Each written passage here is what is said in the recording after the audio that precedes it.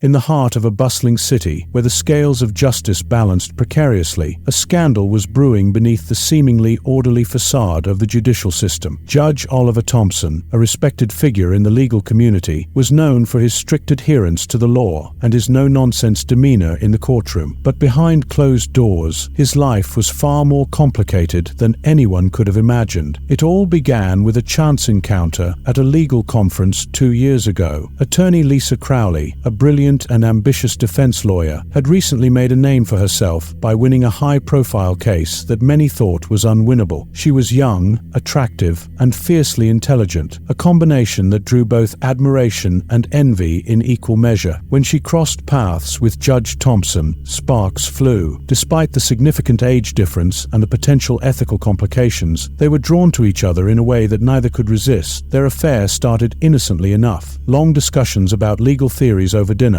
followed by stolen glances and subtle touches in courtrooms and hallways. But what began as a professional admiration quickly spiraled into a passionate and clandestine affair. They were acutely aware of the risks they were taking. A scandal of this magnitude could destroy both their careers and reputations, not to mention the legal consequences they could face. Yet, the thrill of the forbidden kept them entangled in a web of deceit. For nearly 2 years, they managed to keep their affair hidden from prying eyes. They communicated through encrypted messages, met in secluded locations, and maintained an impeccable facade in their public lives. But as with all secrets, it was only a matter of time before cracks began to show. The turning point came when a disgruntled former client of Lisa's, who had lost a significant sum of money due to a failed lawsuit, began to dig into her personal life, hoping to find something that could be used against her. What he uncovered was far more explosive than he had anticipated. He stumbled upon a series of text messages and emails between Lisa and Judge Thompson, messages that hinted at their ongoing affair and suggested that some of Judge Thompson's rulings might have been influenced by his relationship with Lisa. Sensing an opportunity to take down both the lawyer and the judge, the former client leaked the messages to the press. Within hours, the scandal was headline news. The legal community was in shock,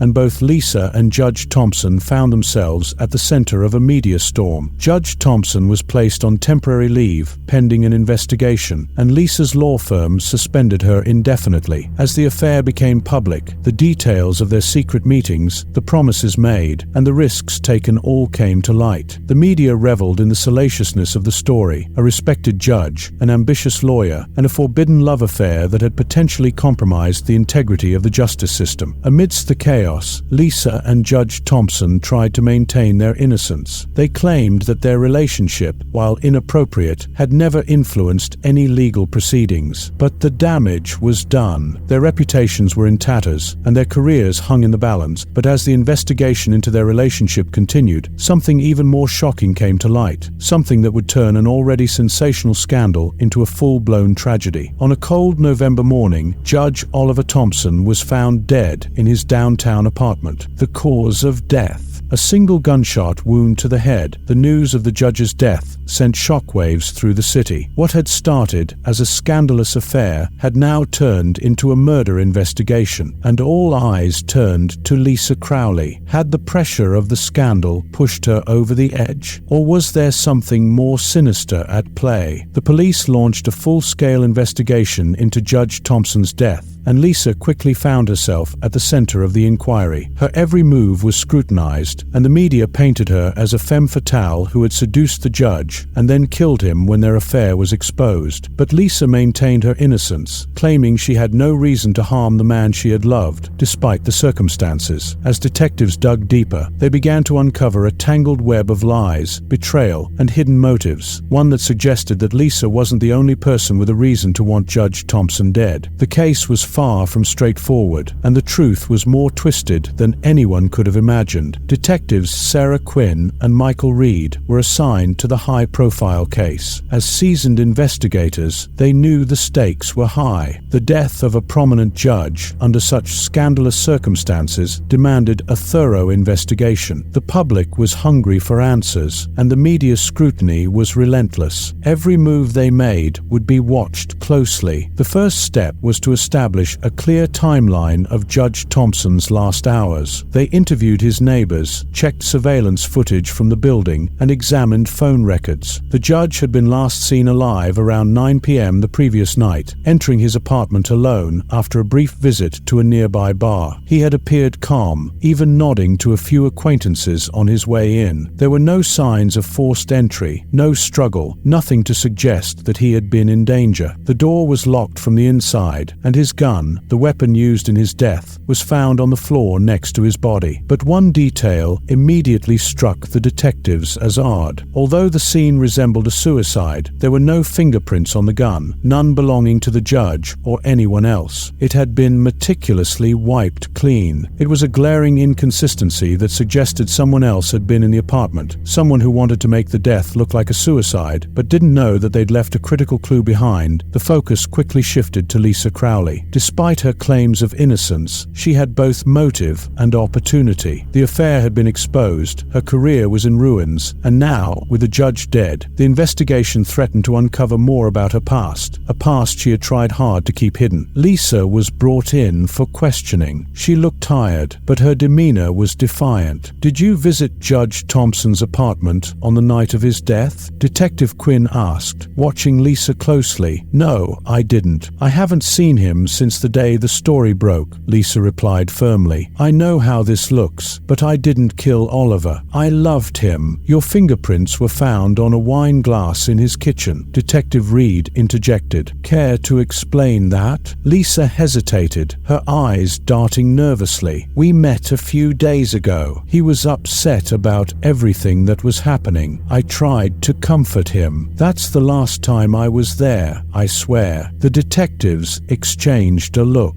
Her story was plausible, but the lack of fingerprints on the gun was still troubling. They pressed her for more details, but Lisa stuck to her story, insisting that she had no reason to harm the judge and had been at home the night of his death. With Lisa's alibi shaky, but not completely disproven, the detectives decided to widen the investigation. They looked into Judge Thompson's recent rulings, trying to find anyone who might have harbored a grudge against him. Several names came up: criminals he had sentenced, disgruntled litigants, even colleagues who had clashed with him over legal interpretations. But one name stood out: David Myers. Myers was a wealthy real estate developer who had recently lost a major case presided over by Judge Thompson. The ruling had cost him millions, and he had publicly accused the judge of being biased and corrupt. A few weeks before the scandal broke, Myers had confronted Thompson outside the courthouse, shouting threats and promising to ruin him. Detective Quinn decided to pay Myers